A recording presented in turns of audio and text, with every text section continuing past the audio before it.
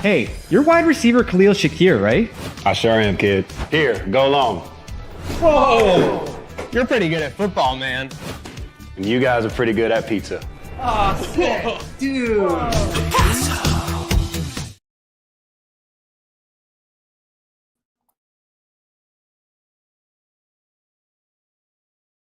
Well, what is up, everybody? I've been stuck on this mute monster the last 2 days. We're gonna get over it. It's a little bump in the road. Welcome to this Trainer Sports Podcast, where we are here to pay the bills. And let me just bring in the squad here. And I got to give the man a shout out. Who I just see Mike Parthum flailing around in the StreamYard, letting me know to unmute. So thanks, Mike. You're a great man. We got Mike Bundt here. We got Carson. Hey, we got the whole squad back together for this episode tonight here. A wonderful, chilly Tuesday night in December. After, unfortunately, we can't call it a Victory Tuesday. A thrilling Bills loss, I guess we can call it. We have a lot of thoughts, I'm sure, on this game, as everybody does, because a lot happened in this game. It was a roller coaster. There's a lot of good to talk about, a whole lot of bad to talk about, and a lot of anxiety heading into another game of the year candidate, wherein the Bills traveling to Detroit this week. But I've talked the last 2 days on this platform about this game. People have heard enough from me, so I'm going to pass it to Parthum here. Mike, there are three phases that let Josh Allen down in this game. The coaching decisions, which I'm sure we'll get into a lot. The defense in multiple ways. And the special teams, which Carson talked about at length. Go check that out on trainwrecksports.com. But, Mike, take it whichever way you want. What was the biggest thing on Sunday that impacted this Bills loss in your mind?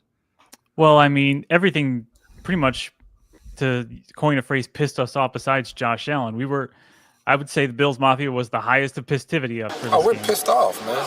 There's no doubt about it. Pissed off to the highest of pistivity. But where to even begin?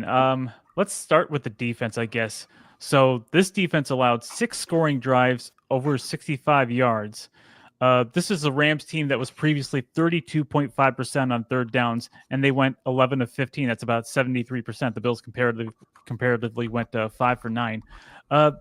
I think the heat's starting to turn up on Ed Oliver this season. He's had the entire season, 2 tackles for loss? They were both against Miami and nothing else. Last season, he had 14. He's had 1 sack this season compared to 9.5 in the last season. His total season stats are 8 solo tackles, a sack, and a forced fumble, and that's it. I think he had 2 quarterback hits in this game, but ultimately, I think one of them might have forced an incompletion. So, okay, he contributed for at least 1 play here, but I think Ed Oliver's ineffectiveness is really starting to annoy even more people than just Patrick Moran. Shout out to Pat Moran and Talking Buffalo. They had a pressure rate of only 20% on dropbacks. At the end of the day, and Matt Milano is still trying to get his feet under him, literally and figuratively. He had a pretty bad whiff early on, but it looked like he made 1 or 2 plays later on. But I think really the defensive performance can be explained by how unstoppable Matt Stafford was, because he was just dealing and throwing dimes. And credit to Puka Nacua and Cooper Kupp, because they were making incredible catches, especially Puka Nacua's toe tap catch on the sideline. And just breaking down what Stafford and the Rams were able to do, because this was a nice little tidbit going in. Nate Tice of Yahoo Sports was pointing out how good the Rams were against zone, but bad against man coverage. Things like Stafford has the 4th most dropbacks against man coverage, and he was 28th in EPA per dropback, 24th in success rate. Comparatively, against zone, when he has Kupp and Nacua healthy, they were 1st in success rate, 7th in EPA per dropback. They had a 15% explosive pass rate, and the Bills were running zone at the 4th highest rate in the NFL. So it was a good matchup for them. And people online were screaming, why don't we switch to man coverage? Why don't we have Kai or Elam active for this sort of game? Well, here's the breakdown for Stafford. Versus man in this game, 7 of 9, 112 yards, 1 touchdown, 155.6 passer rating. Versus zone, 16 of 20, 208, 1 touchdown, and 126.7 passer rating. So whether it was versus man or versus zone, Stafford was just in his bag, basically. He had a completion percentage over expected of plus 7.8%. So more than what he should have been able to accomplish, and a QBR of 94.2. That's darn near close to perfect. So as much as the defense was getting torched all day in all 3 phases of the game, maybe we don't say the defense was so much having a bad game, as Stafford was just having an incredible game more than he usually does. So that leaves what? Special teams and coaching. If you just take that block punt into account, it pretty much is the difference in the game. Reed Ferguson, our boy Reed Ferguson, Drew Gear's boy over at the Rock Pile Report, pretty much got bowled over a play he'd probably like to have back. And that's directly leads to 7 points, and that's pretty much the difference in the game. So if you want to isolate that, you can say that cost us the game. That was eventually the difference of the game. Having 9 players on that final play, the final punt, and not having an attempted return, ultimately, I mean, they were able to block a punt, so why couldn't we at least attempt one? I don't know that would have made too much of a difference because block punts are rare as it is. But that big block punt for touchdown was the big difference, and a literal difference in this game. As for coaching, there's been some back and forth on whether or not to accept that holding penalty on the 4th and 7, trying to push him out of field goal range, but really going with a soft defensive coverage on 3rd and 17 to allow a 4th and 5, and whether or not the Rams would have gone for it on 4th and 7 to begin with. That's up for debate. Maybe the coach would have answered that question in the post game. I think it would have been a good idea. I think it was a good idea to try to get him out of field goal range, but just not a good idea to play the defense that they did. And then, of course, we're all eventually going to get to sneaking with it and using a timeout and failing on that first attempt at a touchdown. I think you do, like every Madden player in the world does, you have to take into account the game situation, trying to save the time. That's basically 40 seconds of next possession time that you're giving up when you have to use a timeout like that. This is Michael Silver from The Athletic, who spoke to several Rams players, said they were surprised and happy that the Bills chose to try a sneak and then burn a timeout before they're scoring on the last possession. So that pretty much says it all as far as, how McDermott's decision was received by the Rams.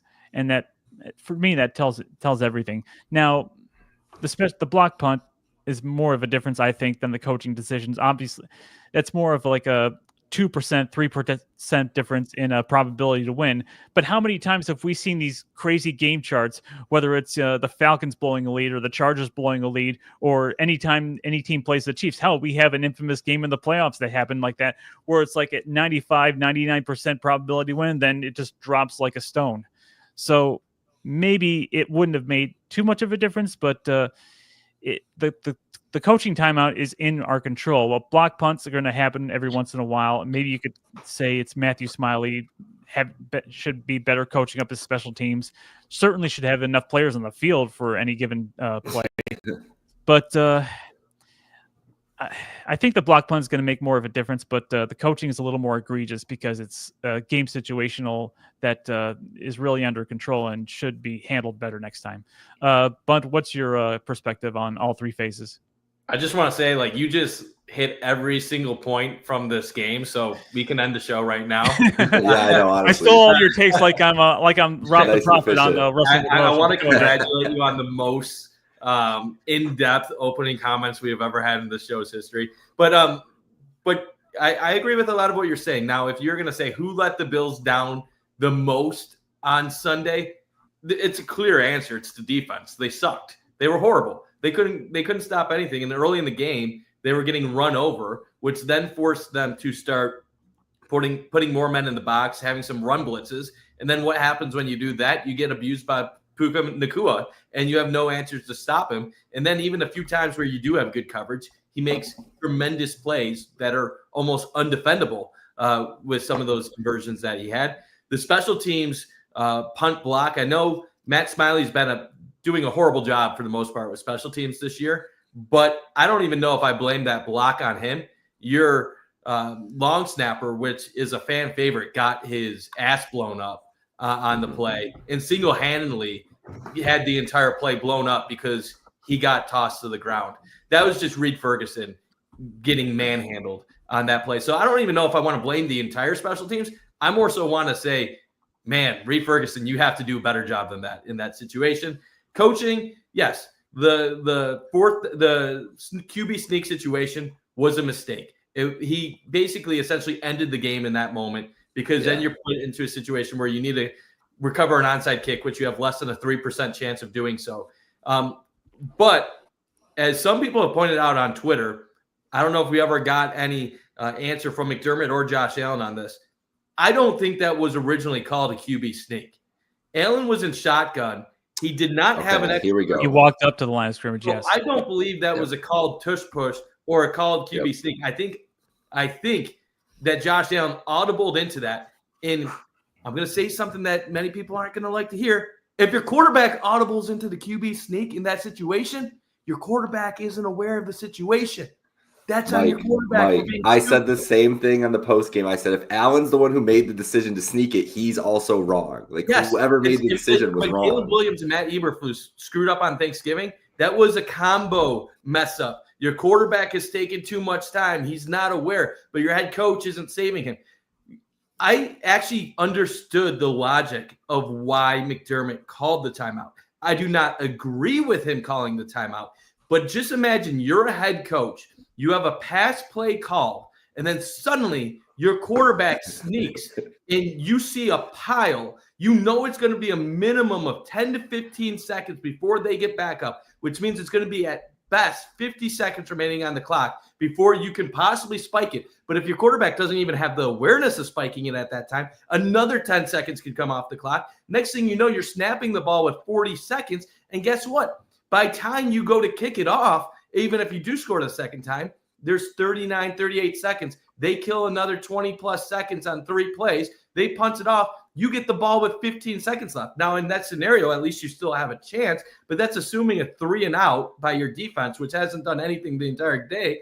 And it assumes that everything goes your way. So really, I'm not letting McDermott off the hook, but I think his quarterback got him in a situation he wasn't prepared for. And he, in the moment, I'm not excusing this, he made a mental lapse as a head coach because he was not anticipating what happens. Head coaches are anticipating moments. I think he was caught off guard. He acknowledged on Monday he made a mistake, that he would not be calling a timeout in that situation. I would rather that happen in a regular season game. That doesn't mean the end of the world than have that happen in the playoffs.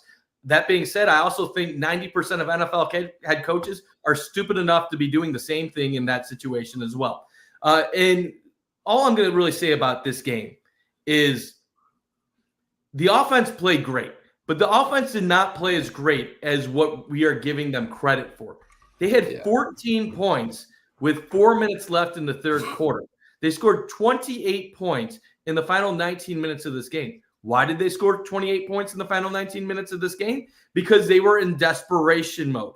They were down 17 points, and that forced Josh Allen into hero mode. And when you're in hero mode, what are you doing? You're taking more chances down the field. You are being quicker getting to the line of scrimmage. And then you also had a few big plays where Khalil Shakir broke one. You had a nice pass to Matt Collins and Josh Allen with a nice run. Great job by Josh Allen. But it's kind of like the 13 seconds game against Kansas City where they were trading touchdowns in the final 2 minutes. The offense was not lighting it up the first half. They were not even lighting it up the first part of the third quarter. They had a chance to score at the end of the second quarter, didn't. They had a chance to score at the beginning of the third quarter, didn't. We look back, we look at the stats, and we say this was an incredible effort. It was. But know who also put up a lot of incredible efforts in the box score, but wasn't really always the best? Blake Bortles, when the Jaguars would be losing by 20. A lot of quarterbacks, when their teams are trailing by 20, end up throwing for 300-plus yards. Why? Because you're losing by a lot. This was a rare case where the Bills were losing by a lot, which doesn't have to happen often. At the end of the day, they never had a winning probability higher than 40% in the second half. So I don't think that's coaching. I think that is mostly defense getting their ass whooped. And I'll say one last thing because I know, Carson, you've been politely waiting for over 15 minutes now to start this show. The decision to accept the penalty is a true 50-50. Any fan complaining about him accepting the penalty in that situation is an idiot. That could have gone either way, and there was good logic for going either way. You do not know if they were going to kick a field goal or punt the ball on 4th and 5. People assuming that they were going to kick a field goal there on 4th and 7, pardon me. You do not know what their intentions are. Hindsight, you can say, oh, they would have kicked a field goal. We don't know that. Then you talk about it being 4th and 17. They're trying to get them out of field goal range. So they're also trying to get them to midfield. Imagine if it's 4th and 10, 4th and 11. They're at their 45, 46-yard line. What are they doing? They're going to punt the ball. And then you get it back down 3 with a chance to tie it with a field goal or win the game potentially with a touchdown. That's what his thought process is right there. We want to get a stop and we want to win the game. The problem is the defense didn't execute. Now, you could say, well, the defense didn't execute all day. Why are you having faith in your defense? Well, that could be the same reason why on 4th and 7, he's worried that they're going to go for it and convert anyway. So ultimately, we can play the results game. That's what we're doing right now. They lost the game. It was the first loss since October, and people are freaking out. At the end of the day, it's one loss. The team is playing fine. And other than the defense, which I don't think that's going to be repeated too often, all the things that went wrong are correctable if they just learn from it going forward. Well, I think you brought up a lot of great points. I want to go back, though, real quick to your quarterback sneak. If I stand corrected, I believe the play before that, they called the pass interference on Amari Cooper in the end zone, which brings you to the 1-yard line, and you have time to regroup. That stops your hurry-up offense. That said, I don't like the play call necessarily. Actually, I can't say I don't like the play call because I don't know the play call, because obviously Josh checked into that quarterback sneak. But if I was at the helm, what I think I probably would have done, it worked all game. I think you ran it 3 or 4 times, is you bring either Gilliam, Hollins, or Ty Johnson in the ball game, and you just shove Josh Allen across the goal line. When you come out, you check into it, and you have Zach Davidson come at a running head start, and he whiffs on Josh's back, because that's not his fault. I mean, the guy probably has 5 reps of that in practice all season because he's been on the practice squad for the majority of the year. Just everything about that was terrible. And you could hear Tom Brady, especially, the guy was in that situation probably a fair share of times over his course of his career. He hated every second of that. And rightfully so. The timeout just made things worse as an insult to injury. But that point really, to me, I think was where the game was ended. The team has to do a way better job to play a full 60 minutes, because that last 18 or so minutes that they played was phenomenal. You're right. They were trailing. It was desperation time. I'll bring up later about Detroit's passing yards when we preview them for defense. But you're right. That's Kirk Cousins. Used to be a garbage time merchant. Blake Bortles was one of the most notable ones. But I was really thrilled with how the offense came back. I kept telling my dad, he was freaking out after every play. I'm like, watch, this team's going to come back. I don't know if they're going to win, but they've done it before. They've come back from more. They did that exact same thing. It just wasn't enough. But I also want to give a quick shout out to the Rams, because they played about as perfect of a game against us as possible. The broadcast repeatedly said about how McVay was talking about keeping Josh Allen off the football field, and they did that to the perfect extent. And during the week when we had our show last week, I said the one thing that scares me about this team is when they're healthy, their play action game is excellent. McVay does a great job of setting everything up, especially when they can run the football. And that's the one spot on the defense that concerns me, is because they've showed time and time again that they're all a little vulnerable in the running game. And I think that's fair, because they come out in the nickel, that's their base defense. But when you're playing a team that can run the football whenever they like to, like the Ravens or the Rams for that example, and they can set that play action game up, all of a sudden that makes other parts of your defense vulnerable. And hey, they just made some great plays at some points in times. Their guy was better than ours. Cooper Kupp with that touchdown catch, phenomenal. Puka Nacua had 3 or 4 catches all day long. We were right in phase in coverage. You can't ask more at Taron Johnson or Benford or whoever was covering them. They made plays. It's your guy being better. It's players over plays. They did that. They called a phenomenal screen. Stafford executed it perfectly on that late stage of the game, and Nacua scored. But my main issue with the game, and I put a lot of blame on this, not more than the defense, but I put a lot of blame on special teams. And I want to mix the special teams with the coaching, because Ferguson gets his ass blown up, which is inexcusable. But at the same time, I can't complain about the year he's had. But that's just a play. That's a game-changing play. That is a game-changing play. You can never have a punt block like that. And there's been times this year where they've gotten the punt team has had some things, some leakage, and there's been some pressures. I thought Sam Martin was a little slow getting that ball off too, but that was inexcusable. But the thing that really pissed me off was 9 guys on the field, because this isn't the first time that's happened. Last year, Denver Broncos, we win that football game before Ken Dorsey might still have a job, actually. We come out with 12 guys on the field. Will Lutz misses the field goal.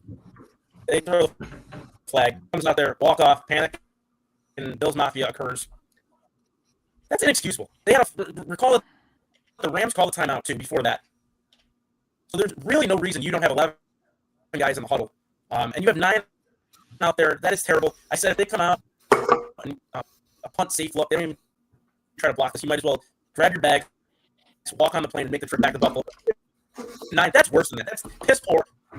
Terrible. High school football teams do that.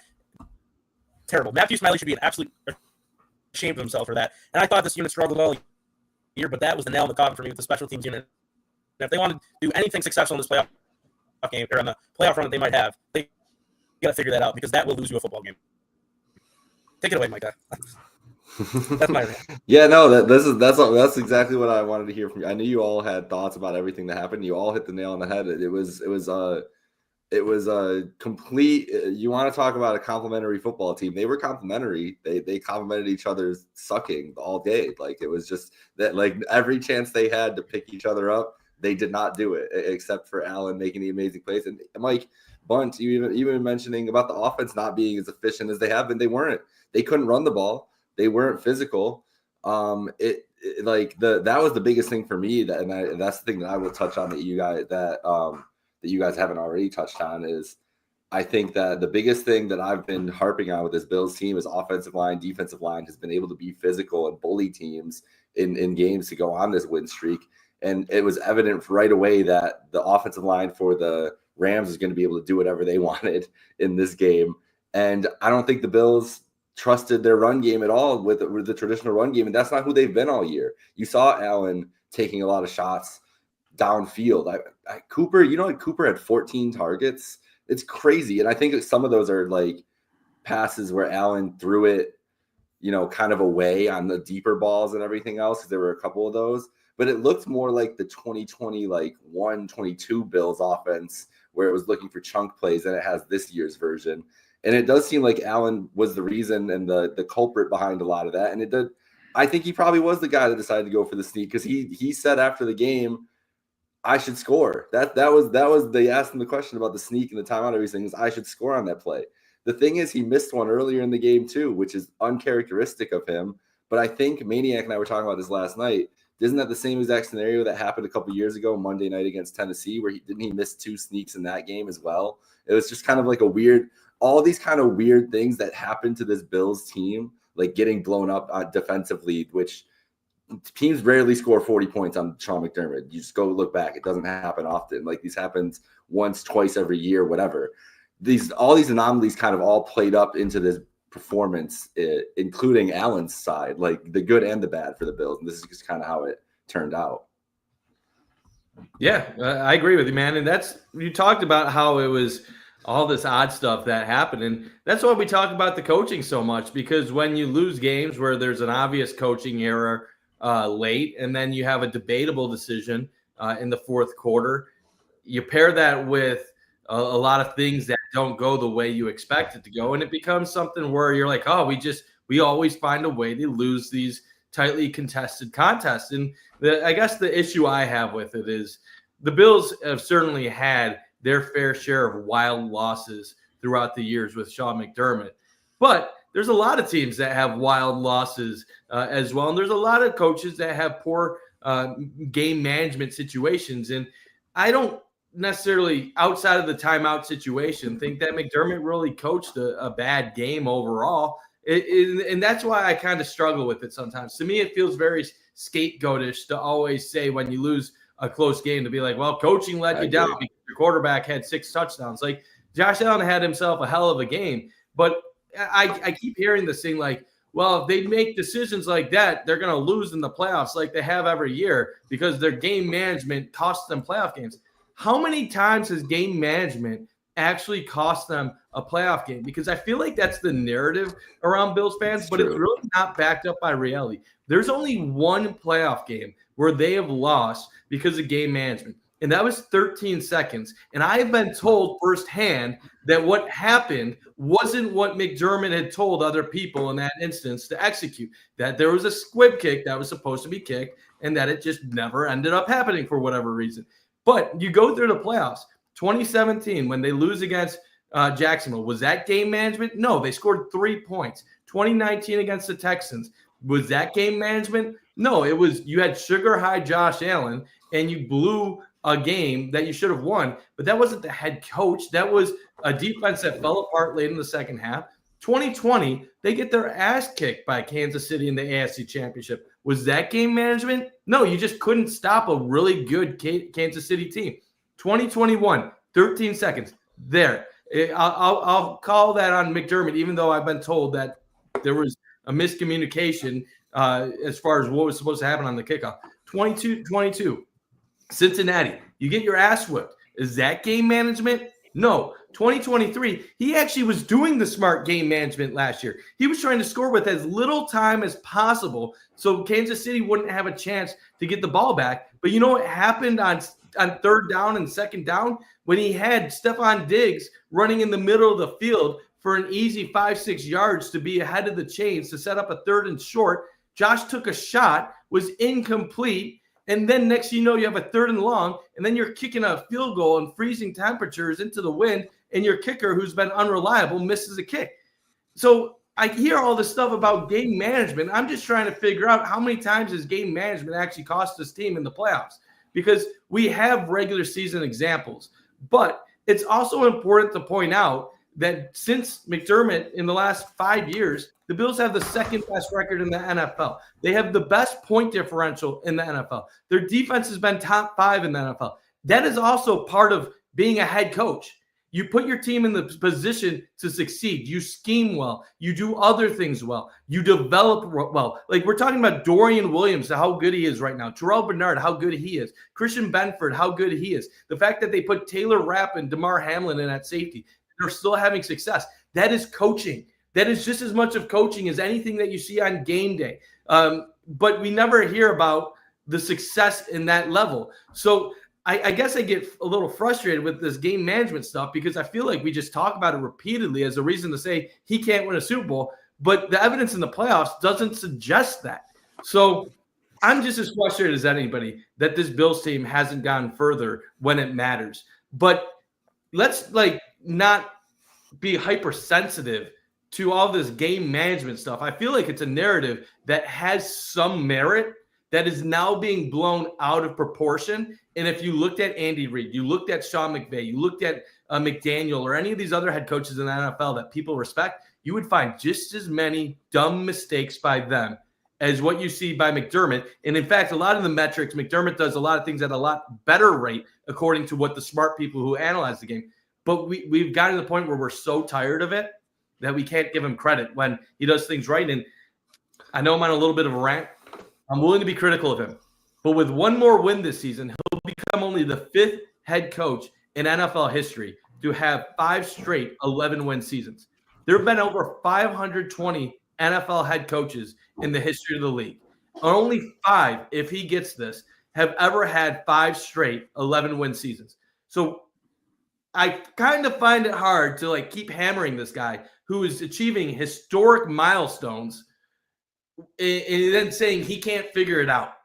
I trust he's going to learn from this and that this mistake is not going to happen again if he's put in this situation. The one stat I want to point out, and I don't know how much it really has to do with game management, late management, close game situations, but this curious stat about 400-yard games between Josh Allen and Patrick Mahomes. When Josh Allen has 400-plus yards in a game, he has been 4-5 in his career. Patrick Mahomes in 400-yard games, 14-2. I don't know if that has to do with the quality of the defense, but the defenses, by and large, have been pretty good, especially with multitude of injuries that they've had to work with, like losing Trey White, losing Matt Milano, losing guys at every phase, all 3 phases of the defense.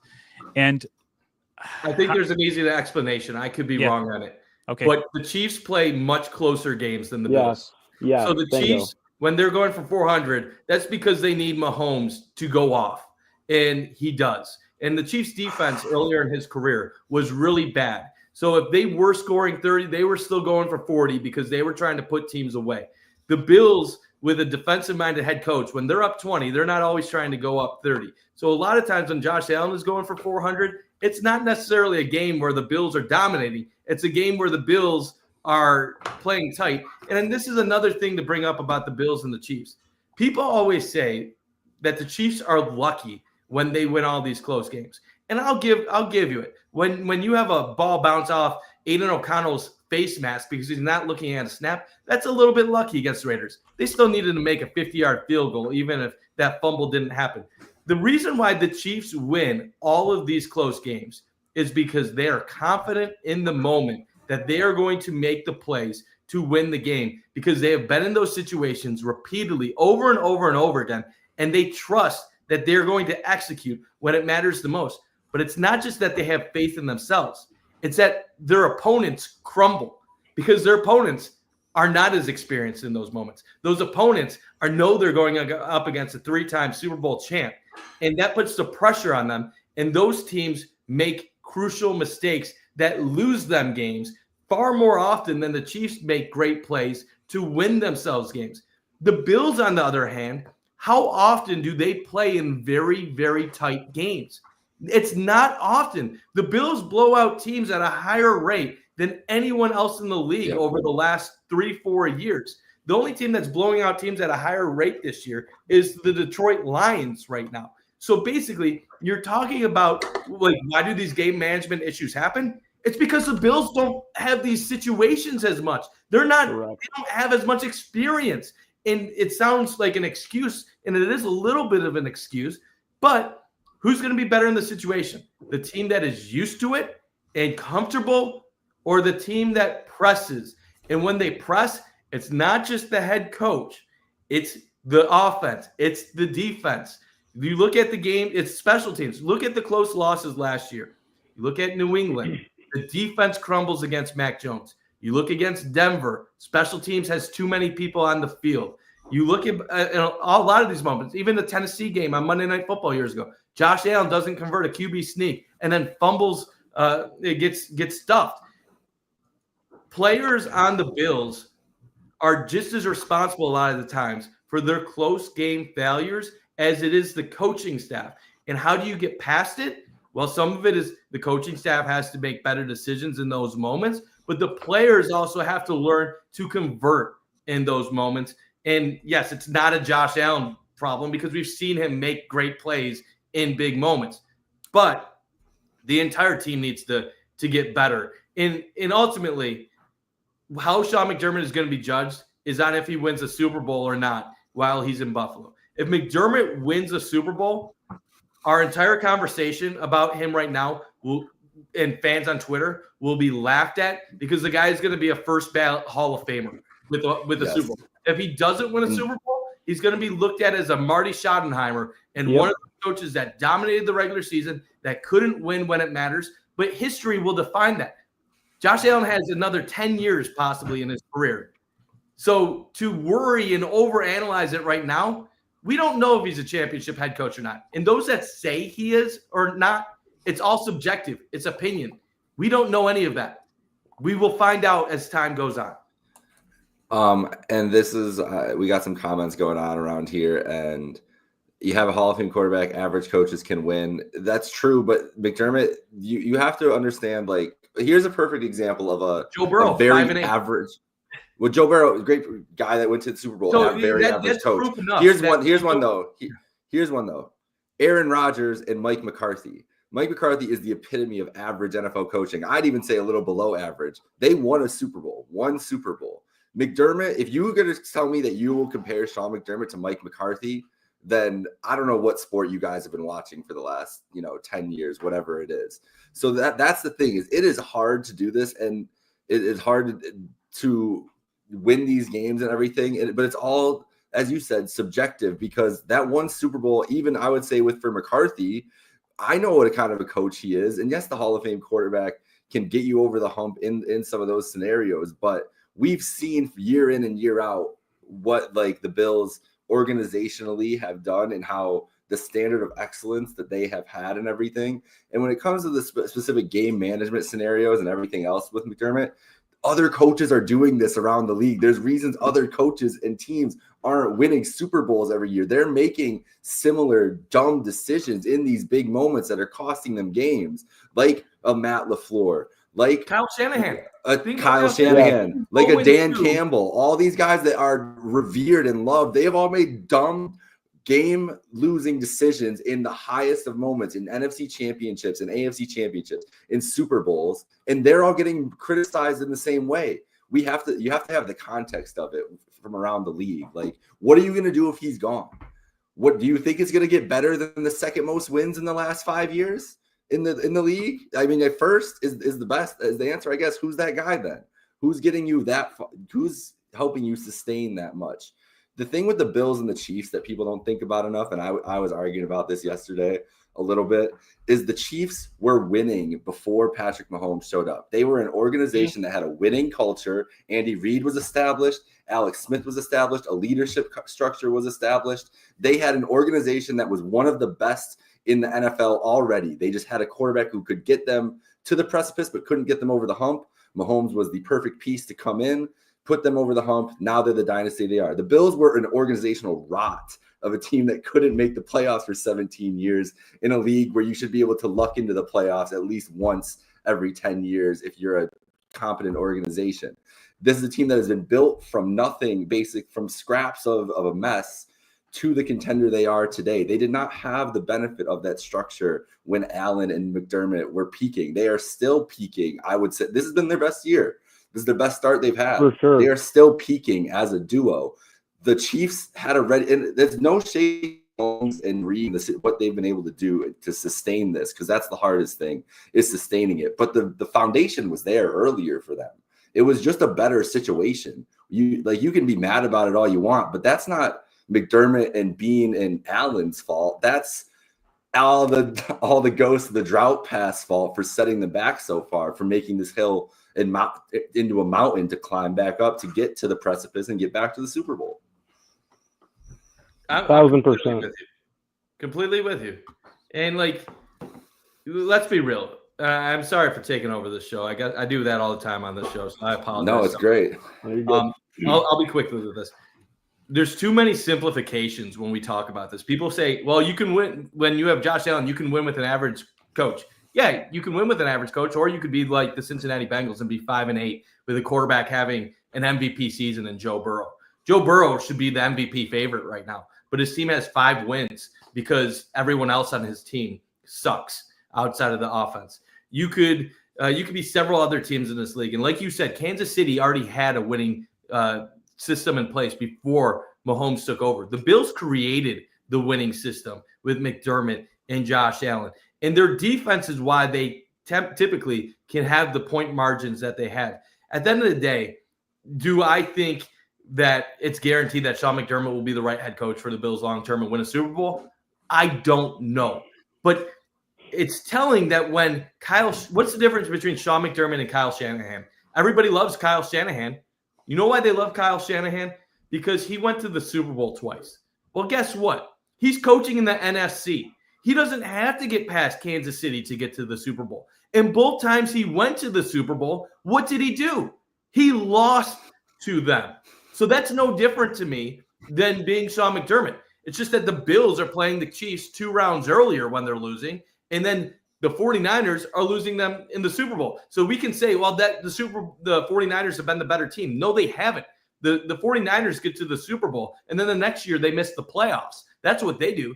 They have what everybody says is the better coach, yet they can't even consistently make the playoffs every single season. You have the Cincinnati Bengals. Everybody says how they're so tremendous. Their most wins they've had in a regular season with Joe Burrow was 12. And then they have a 10-win season. They're going to miss the playoffs for the second straight year right now. So what's Zach Taylor doing for the Bengals? Who are these other coaches doing incredible things? Dan Campbell's a great coach, but it's early on. And he has more of a system in place and a game manager. None of us are trying to make Josh Allen into more of a game manager than he already is. And guess who had the idea of making him more of a game manager this year? Wait, Sean McDermott. What did he say last year? He has too much on his plate. We need to play more complementary football. We need a more developed run game. We need to be playing as a team within 3 units. And guess what Buffalo fans thought? They shit on him for it. Turns out it was a pretty good strategy that led to the Bills' best start to a season since 1993. We just love to hate this guy right now as a fan base. And it really shows the ignorance of what our fans bring to the table as far as our critiques of him, because there are fair reasons to complain about him. He has his faults, but so does every other NFL head coach. And we are not holding these other coaches to the same standard that we're assuming that Sean McDermott needs to be at. And that is my problem, is that we're acting like Sean McDermott has to be God himself and that any mistake is unacceptable. It's insane to me. Well, Mike, let me just say that you should be co-hosting Bruce Nolan's Bruce exclusive with him and just name yourself the Narrative Busters, because you put a lot into that. Because and Mike, I appreciate you saying that, because and this is my final thing, because I have to go at 7:25. Narratives are what are running the thought processes around the Bills right now, but most of those are false narratives. That's the problem I have. It's like national media. National media is all based on narratives. It's not based on information and educating. So when you're arguing about narratives, you're not really arguing about facts. Colin Cowherd can say anything he wants about Sean McDermott failing Josh Allen like he did the other day.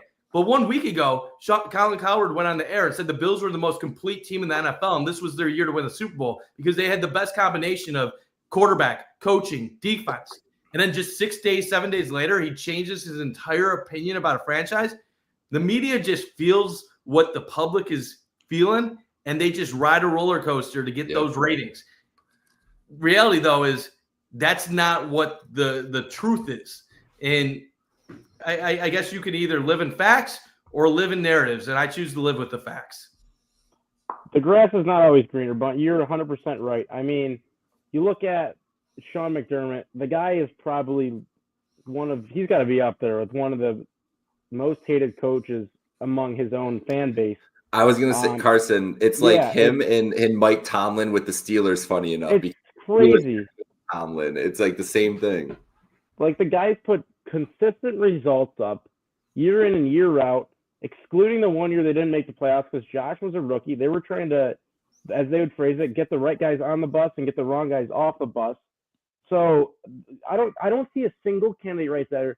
And there's no promises with Ben Johnson. I know he wants to come into an organization and kind of take over that whole thing and build his own foundation, everything like that. And he's done a fantastic job with the Lions. I respect the hell out of him as an offensive coordinator.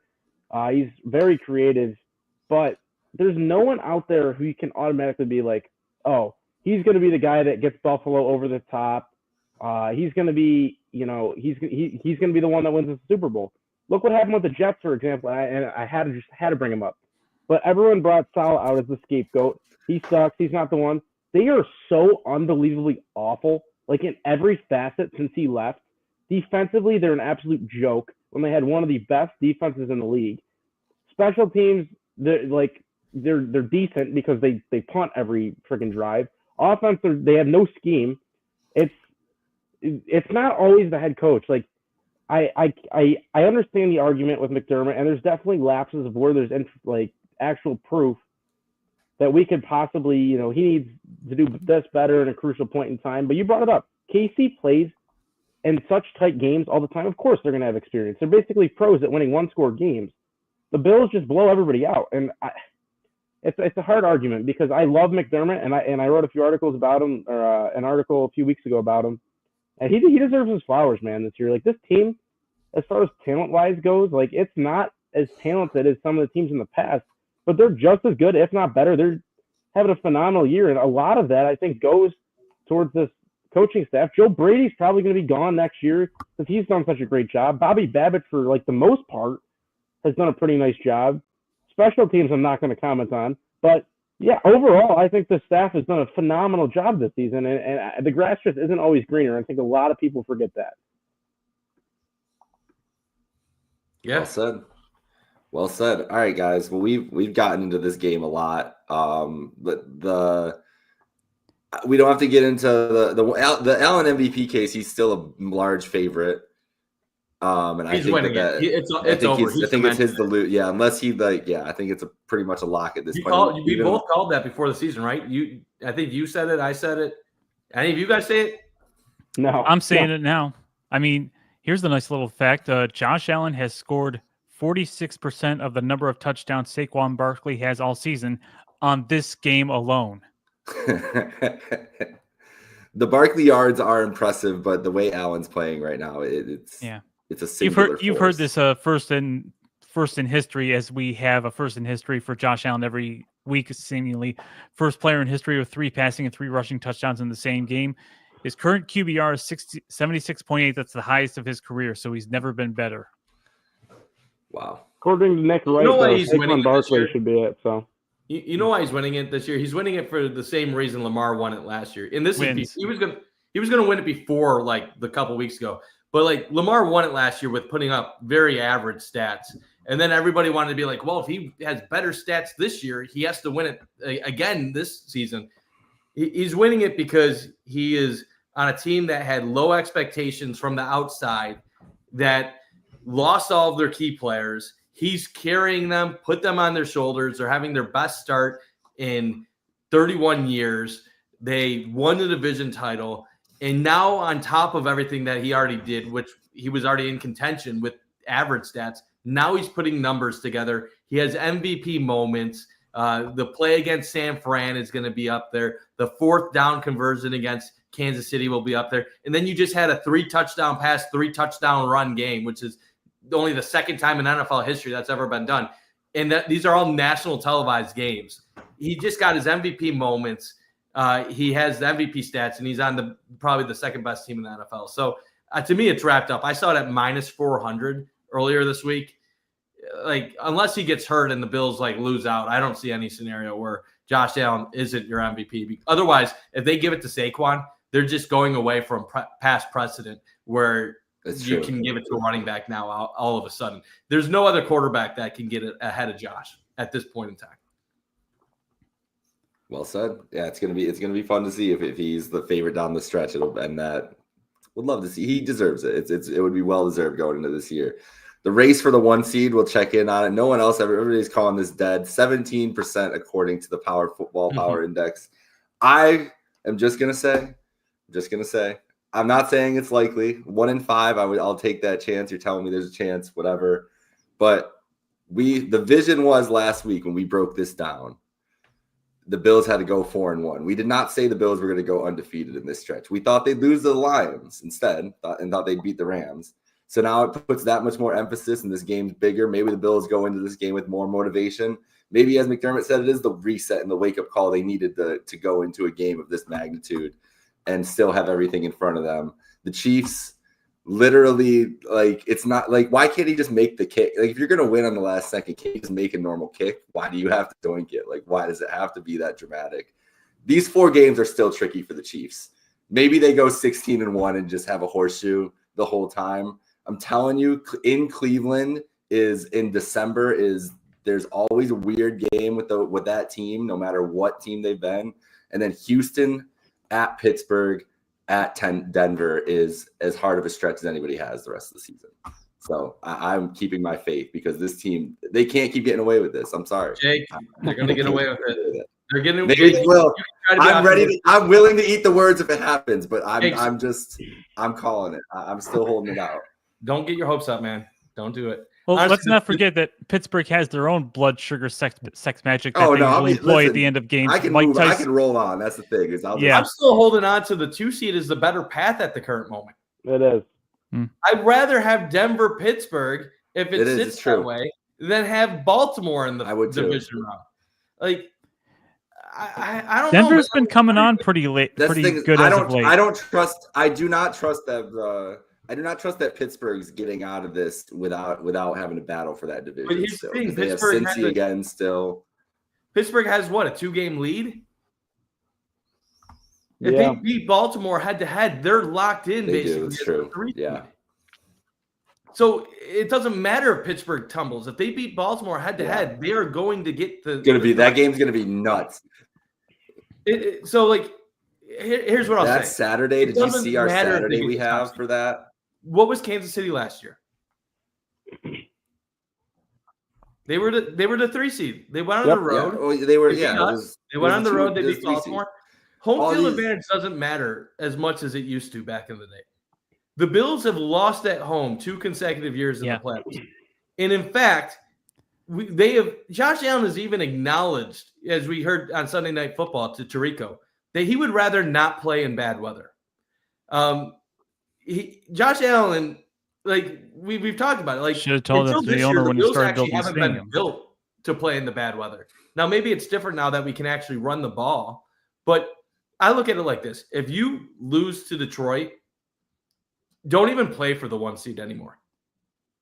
Like if you lose to Detroit, rest your guys. Get your wins against the Jets, Patriots, then rest your guys completely week 18, go into the playoffs and take off.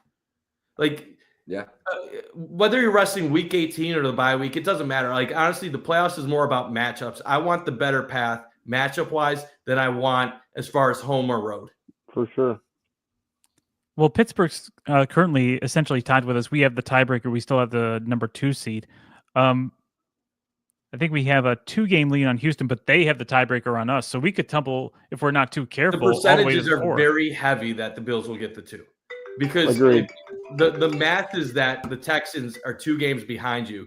You're not likely to lose 2 games to the rest of the season at the current moment. Yes, if you lose to Detroit, you could lose 1 more theoretically, but then you're also probably playing teams to avoid dropping to that 4 line. And that also assumes the Texans winning out, which probably isn't likely.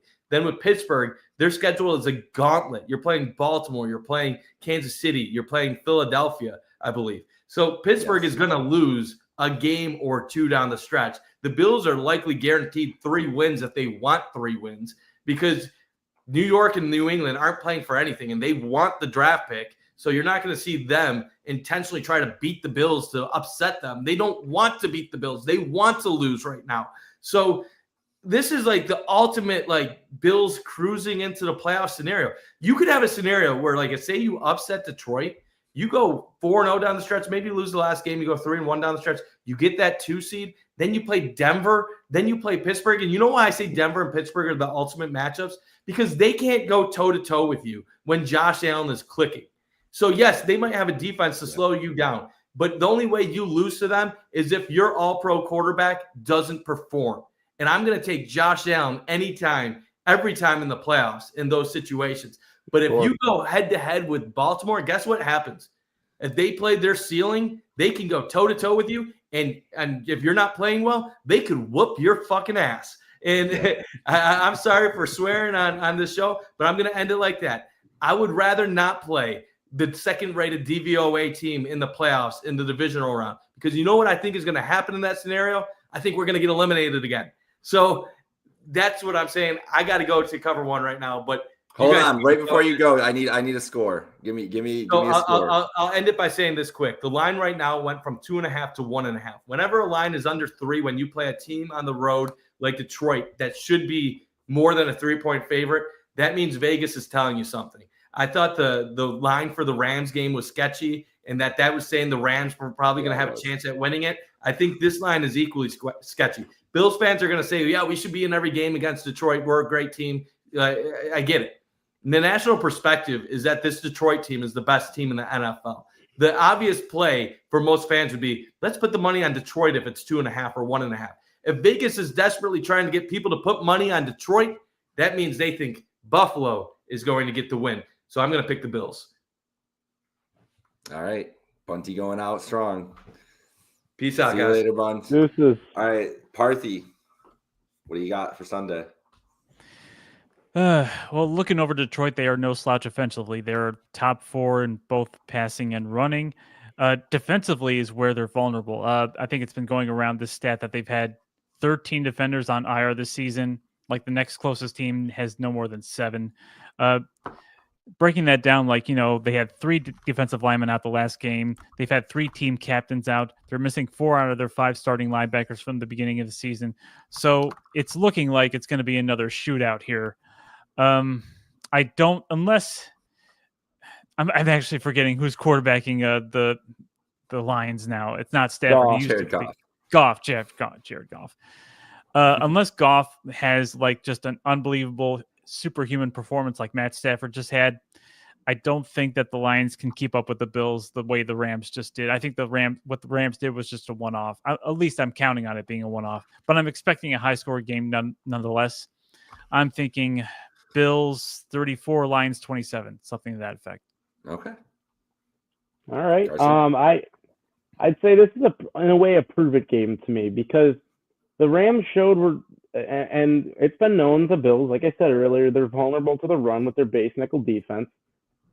Detroit, they can really do anything on offense. They can run the ball when they want to. They can throw the ball when they want to. So the Bills, in my opinion, they have to slow down the run game. Everything starts with a good run game. If you can run the football, touch up so many things in the pass game, it makes quarterback's job so much easier and vice versa. But more danger can be had when they can run the football. So if you could slow down David Montgomery, Jahmyr Gibbs to an extent, 120 yards and less in the run game, I think you're in decent shape. But to me, it's a perfect game. You got to show you can adjust from week to week here, and you got to show that you could stop this run game, even in your nickel, because you're going to have to be able to protect against St. Brown and that passing offense. So defensively, they brought it up. They're a little vulnerable. The pass yards against, they're bottom half of the league in that. So the pass, it's the argument Bundt brought up earlier when teams, when you're blowing teams out, garbage time pass yards. So to me, that's a little with an asterisk, but I think it matches up well. They run man coverage about 40% of the time, and if you're a better, take the over on Josh Allen rushing yards because that man should be able to run all day long if he wants to. If they're going to come out man. With that said, though, I have the Lions 35, Bills 30. I could have told you before we even started this show, Carson was picking the Lions this week. I knew it, Carson. It's okay. No, I'm not. No shade. I know my co-host well, and I could see how this game was going. I am scared of the biggest thing in this game is David Montgomery and Jahmyr Gibbs controlling the game. The Lions having like 36 minutes time of possession. Allen not being on the field enough, and maybe it not being as high scoring as we imagined, but the Bills just don't have enough possessions and don't get the ball enough and don't knock the Lions out of what they want to do offensively. Defensively, the Lions are so banged up. They've still been a good team, but the last couple weeks, man, they've looked shakier. Like they let up 31 to the Packers, and the Packers are I'm very high on the Packers. I think the Bills are. I think that they could be in a very similar situation.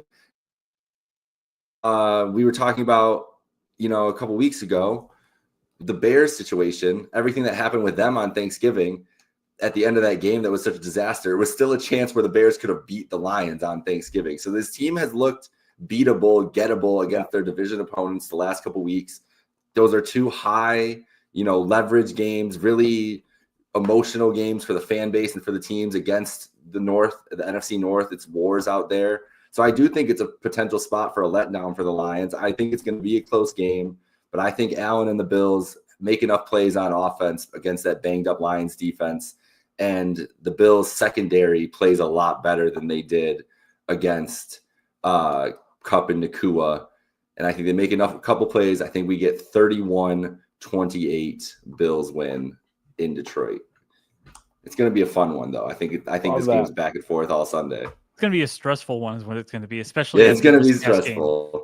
Exactly. The stakes are really high here because if you do want the 1 seed in that bye, any chance of it goes with this game, and then everything kind of flows after that. So we'll see. But we paid the bills. Shout out to our sponsor, Picasso's Pizza. Shout out to Mike Bundt, Parthum, and Carson here, and Jake Michael signing off. We'll be here next week, next Tuesday, talking Bills Lions breakdown and then talking the rest of the season with the division. Such a weird end of the season with 2 games against the Patriots and a sandwich of the Jets. But we'll be back to break it all down as we are on the stretch run to the playoffs. So let's have a great night, folks. Go Bills. Let's go Bills.